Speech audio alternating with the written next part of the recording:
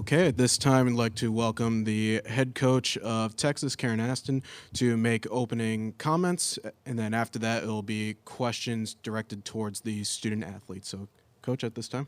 Well, good morning. It's absolute pleasure to be here and have the opportunity to play in a regional final here in Bridgeport. And first thing is that I really appreciate the fan base and the people that stayed and watched our game yesterday afternoon. I thought that was a real tribute to the knowledge of women's basketball and the passion of the fans here with women's basketball, because when you see some of the games across the country, when the teams that were local left the building, the fans left the building. So I really can appreciate as a coach and a true fan myself of the guys that stayed out yesterday. Really looking forward to tomorrow. Extremely, extremely proud of our team and our program right now and where we're at. I think that when we started the year this year, one of the goals that we set forth was to get to this point. We fell short last year. I think it was a big step for us to get to the Sweet 16 last year, but our team fell short, and it was something that we repeatedly talked about. Once we set the goal, we really never looked back on that being a true goal of our teams, which was to take one more step and get to the Elite Eight, and we've done that. And can't say enough about these guys, in particular our senior class, that has helped us build this program back to where it belongs. I'm extremely proud, and it's been, you almost get sentimental as a coach when you start to see the end wind down with a group of players that went through this process with you completely. And I've really enjoyed coaching these guys and appreciate what they've done for our program. All right, thank you, Coach. And now at this time, we can open up the floor to questions directed towards the student athletes, and also just wait for the handheld microphones to get to you. So, first question.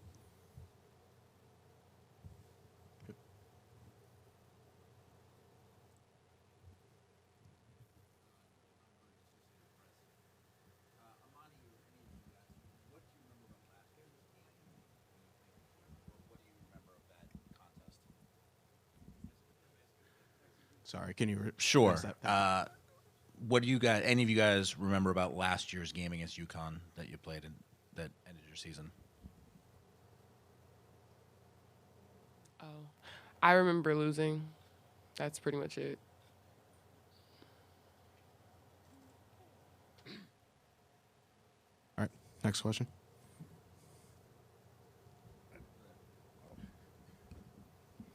Marvin Chambers, Houston Sun, Women's and Women Hoop World. Bonnie, there's been a lot of things said about Brianna Stewart. She's not a true five. She can play every position on the court. What are some of the things you have to do to be successful against her? Brianna Stewart is a great player. She's been a great player for a very long time. I don't think there's anything I can do that's going to change her game. I think it's going to be a team effort on the defensive end, and it's just going to be great team defense, making sure she's taking contested shots and not getting easy looks. But it's not going to be me. It's going to be the entire team.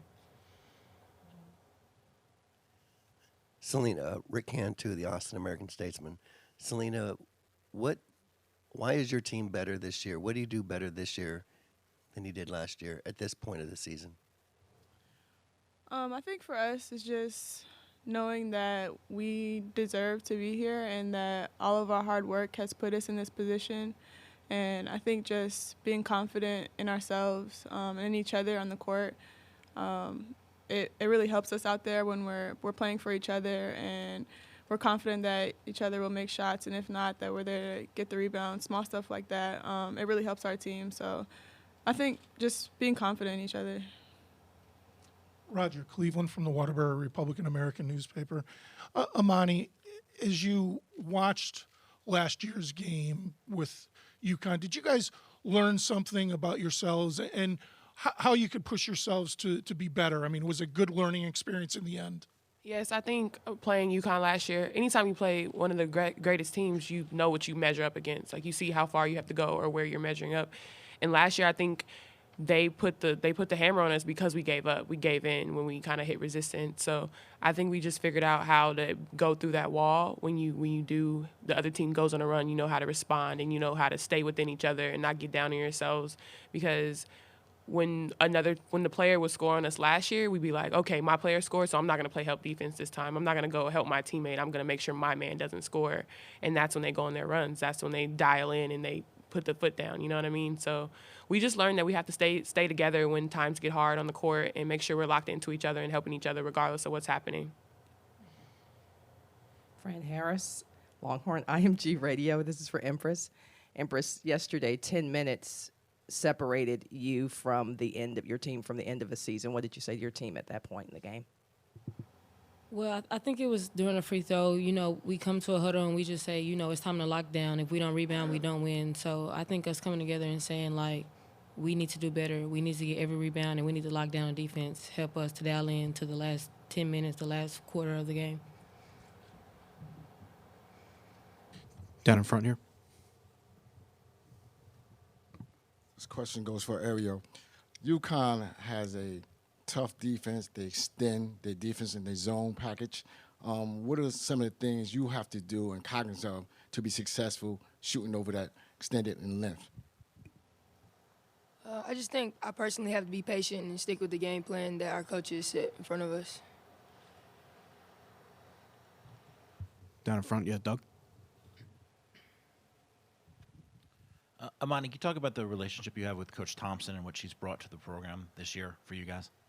I think Coach Thompson has been really helpful for me in particular, just in terms of my offensive confidence. I think when you have a coach that's done it at every level and done it successfully, especially since she just retired 3 years ago, it's helpful to get that player perspective and kind of, because when Coach is talking, she's saying it from a coach's perspective, but she can kind of dumb it down for me so I can understand it in terms of positioning and just the simple things and the details. So she's just helped me in terms of my offensive confidence and knowing that I can do it. Any more questions for student athletes? Yes, down the front here. Empress, Mariah said that you guys go way back to fourth grade, and she remembers you when you used to just push the ball at the basket rather than actually rise up and shoot. How great is your relationship with her, and what do you like about her as a player and her competitiveness? Well, I mean, as you said before, we've been playing together since we were young. And, you know, I started out as a post player. So, you know, she's always been a point guard. She's always been able to handle the ball. And I think just her competitive spirit, helps her through basketball. She's so competitive and she has the will to win. So, I mean, tomorrow will be a great matchup, and I'll be happy to see her again. Mel? Yeah, Mel Greenberg. Any of the players, even though you didn't have success, is there anything you can take from playing Baylor 3 times this year that you can bring in this game to go against UConn? I think we would have obviously wanted to beat Baylor, but one thing I think we've learned about Baylor is just kind of the same thing I was saying to the other reporter about not stopping when it gets hard. Baylor's a great team, and the reason they're really great is because they keep going, and UConn does the same thing. They don't really stop when they're up. They don't stop if they ever get down. They play really hard. So I think we've done really well at learning how to lock in when things get hard and kind of overcome that adversity. In the back. Fran Harris, Longhorn IMG Radio for Brooke McCarty. Brooke, what's your approach when you're playing swing for Karen, and then when Selena goes out of the game? Is your approach different when you move to the point? If so, how? I think I've had to learn how to play both, because last year it was kind of like when Selena goes out, I'm the point guard, and when she comes in, I'm out. So this year, kind of learning how to be in attack mode on the wing, and then learning how to facilitate and learn how to run the plays and get everybody where they need to be from the point guard position. So it's kind of a work in progress, but I feel like she's been a great leader in teaching me, and so I'm learning a lot from her. Ariel, UConn leads the country in offense, and they lead the country in defense. Which impresses you more? I mean, they're a good team to me, just all around, kind of like you said. They're good. Any more questions at this time? All right. Thank you very much. Thank you. So again, as a reminder, locker room access will be open through the end of the interview with the head coach. And now you can direct your questions to Coach Aston. We'll start in the front with Kevin. Hi, Coach. Thanks for your time, and congratulations on taking your program to a new high. I have a two-part question. The first one is, in covering the U.S. women's soccer team, I know opposing teams, when they see those players walk out of the locker room, opposing coaches have told me that they can see their players give up, and they see what's coming at them. How do you guard against that with your players, especially how last season ended? That's the first part. The second part, you mentioned you're a fan of the game. You're obviously a coach. Where would you put Gino, and where would you rank Gino and his success? Is this? It's never been done before. When you look at it as a coach and as a fan, how do you rate it? Well, I think the experience from last year and trying not to have that deer in the headlights look that obviously everyone seems to have against them hopefully will help us, that we've been in this environment and played them before. I think when you look at teams that, and I don't want to say anybody's necessarily had success, but when you look at teams that have played them multiple times or have seen them before, then it is, I think, a little helpful than that first look at them. So hopefully we know a little bit more of what to expect and their pace, which is phenomenal, their competitiveness, which is phenomenal, and hopefully we're more competitive because we weren't last year. I mean, you don't lose like we did and even move competitive in that category, but I do think that our team, as the players have said, they're more confident, they're more sure of their ability to overcome problems during a game, adversity. I think when you listen to the players, they're going to tell you a lot more about themselves than a coach is. So I do think that we're a little more prepared. As far as Gino is concerned, I mean, there's no denying that all of us in the coaching ranks have an enormous amount of respect for not only wins, but the way his teams play the game. I think when you're a coach, that's what you look at more than trying to pay attention to how many wins or championships he's had. You really appreciate how his teams play the game. And I've been fortunate enough to coach under some of the greatest that have coached the game in Jody, and I spent a year with Kim. And I mean, my first job was with Sanja Hogue, if anybody remembers her. So I've had some pretty great experiences as an assistant coach, and I see great. I've seen it. I know what it looks like, and he is absolutely a terrific coach. But I think as I've, gotten older and get into other parts of coaching besides just what you do on the floor, I do appreciate the fact that as he has gone along in his career, he is beginning to, or has begun to, advocate for women. And I really appreciate that about him, because I think there was a point in time maybe when he wasn't doing that. He was just on his fast track. But I appreciate the fact that he's donated money to the Coaching Center for Excellence. I appreciate the fact that he has tried to grow our game. And that probably, for me, I notice those things more than I do maybe some of the other things. Karen, I don't know if you heard about the first press conference today, but apparently Gino was was reminded of a Boston Globe reporter who wrote, apparently yesterday or today, that UConn basketball is bad for the sport. And he took off almost the entire press conference on that angle. You as a coach, when you see the dominance and people saying it's a foregone conclusion that they're going to win, that it's not a good sport, what your reaction to that? I'm sure he has a better angle on that than I do. I think we all need to get more competitive. I think we all know that in women's basketball. We know that parity is a great thing. What happened on Friday is a great thing for our game. Players just have to continue, and I think I've heard some coaches talk about this year. Players need to get in the gym.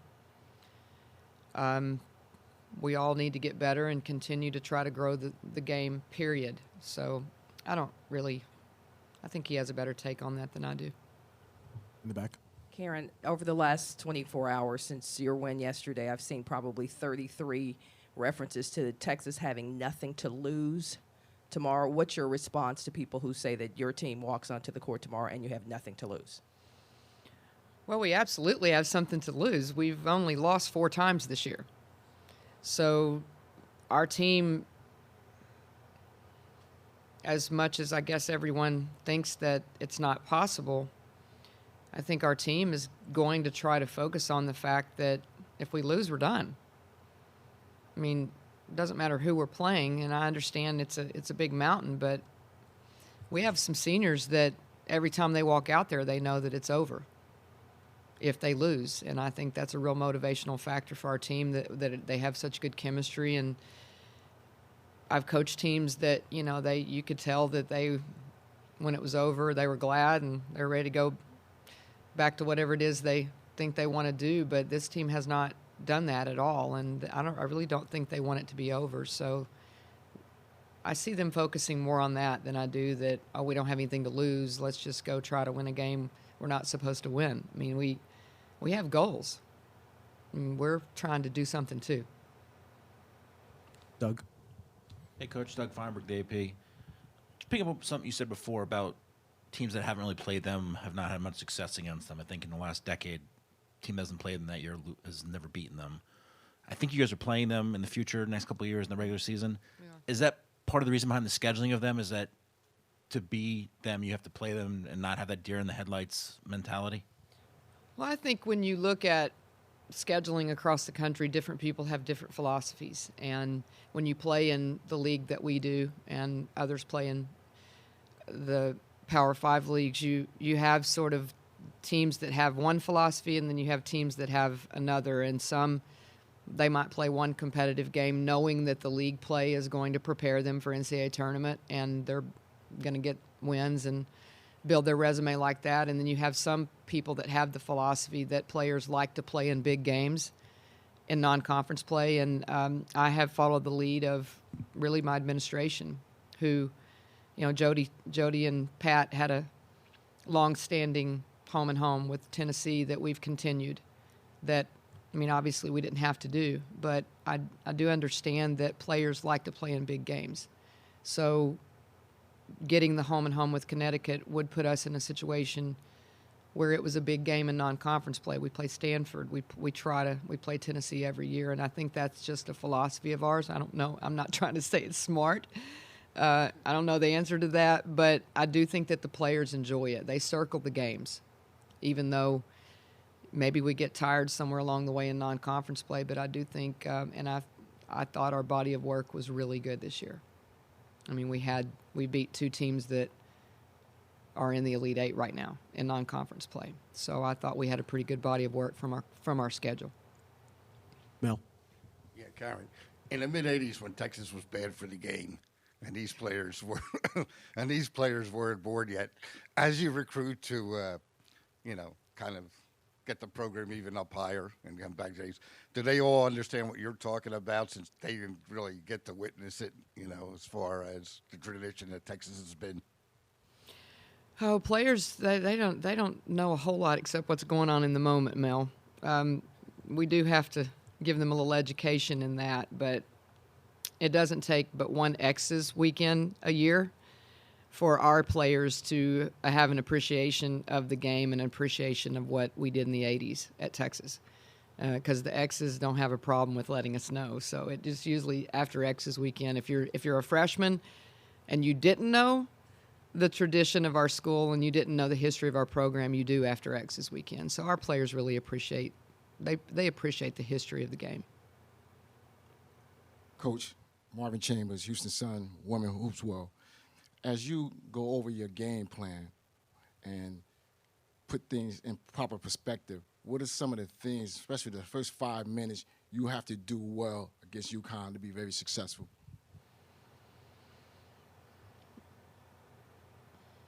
Well, I think that there's a lot of things you have to do well.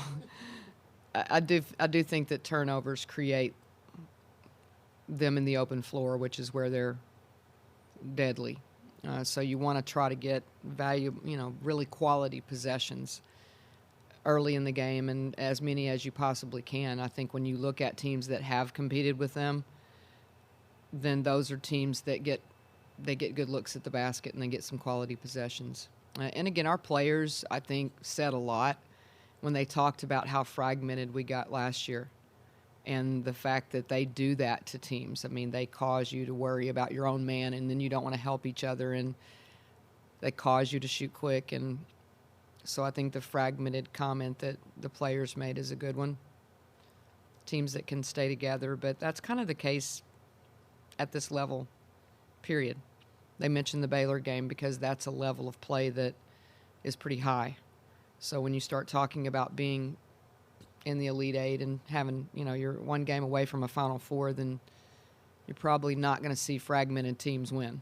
So it all makes sense.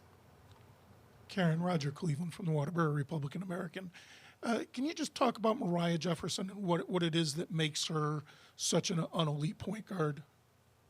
I think the thing that strikes me about Mariah, as you've watched her career, is just the difference in the way she shoots the basketball. And obviously, point guards are going to mature. You heard Brooke talk about the fact that last year she was overwhelmed probably with that position, and this year she's getting better, and each year she will continue to grow as a point guard.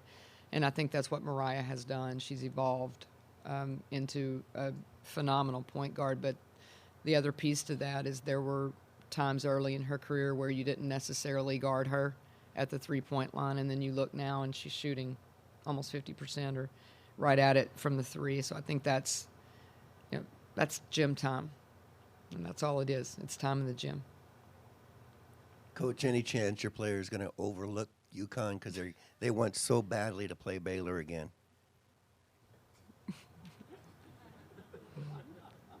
Is it April Fools or something? Oh, Rick.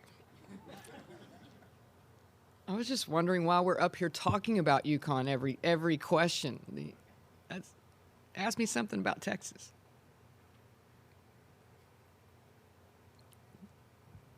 Your favorite memory for seniors. They all Thank you. graduate. That's a big deal, I think, in your eyes. They all My graduate. favorite memory will be if we were to win tomorrow night, for sure. It's hard to have one memory with a group like that. It's along the way, there's been some love-hate with the senior class. There's no question. I think when we first started, we were so intent on the culture changing and doing some things differently that I'm not sure they understood being in the moment the way they were, but I do appreciate the little things that they do now. Just making sure that we're walking in the gym correctly. That seems really little. But there are things that you do just from a discipline standpoint that carry over to everything else. I appreciate what they've done in the classroom. Really, really terrific student athletes. I appreciate the fact that they really had an intent on helping Texas get to a different place. And that's probably, if I can't pick a moment, because that's it. They have put Texas in a different place than when they got here. And so, again, lots of recruiting work with my assistant coaches and all of that to get players here. But they took that challenge, and they took it very seriously. Last two questions will go Marvin and then Doug. Coach Marvin Chambers again. What are the things that impress you this year with Imani? Well, she got to play all year long, and I think that's something that's sort of lost in the shuffle with Imani, is that we just didn't ever have her for a full season. So just the fact that she got herself ready, prepared, she had to take some time off in the off season to do that, to give her body some rest, but mentally and physically she was ready to go from the get, and I think that's been the most significant thing. And the other part is the mental side, and I think she mentioned that Tina had helped her in that, but I also think that's just there's been a lot of people that have helped her, and along the way she's helped herself, and that's the biggest piece for her, is the mental side, the confidence that she can act. I mean, you would think that a 6'7" player wouldn't be lacking in confidence, but she was, and so she has a different mentality now than she had obviously when she got here. It's been fun to watch her grow. Coach, the question I asked Imani, which hopefully you can expand a little bit, just what Tina's brought to you guys as a coach? I mean, obviously she had such a great career as a player, but what she helped bring to the program so far in this first year as a coach? I think I said this the other day. Someone asked me the same question, and it would be interesting on the flip side to hear Tina's take on it, because I know the first year as a coach at this level is pretty mind-blowing. It's almost like being a freshman. And I'm sure there are days that she's come to work thinking, holy cow, what is this? Because you feel that way your first year of coaching. And the thing that I can say for her is that it's really obvious that she is a competitor. And competitors go to work and they figure out how to get to the next day, and that's what strikes me the most about her, not just what she's done with Imani, because she's not afraid to take our point guard and say, you need to do this. And it just means that she's an ultra competitor, that once she got her feet on the ground and realized this is competition, whether it be in recruiting or whether it be in practice or whether it be scouting, with film, she has taken it very seriously, and that's a reflection of her personality. So probably even though I think she's helped us tremendously on the floor, I think the off the court stuff, her mentorship and her ability to give them answers that they might have gotten the same answer from me, but it's kind of like mom telling you something over and over, especially for 4 years, and then you hear it from someone else. It sometimes makes a significant difference, and she says the right things, as do all my staff. I would say the same thing about Travis being a former NBA player and having the knowledge that he does, but also the mentorship skills. I have a tremendous staff that's done a great job keeping these guys looking straight ahead. All right, Coach, thank you very much for your time. Thank you. And ladies and gentlemen, that will conclude the regional final pre-game day press conferences.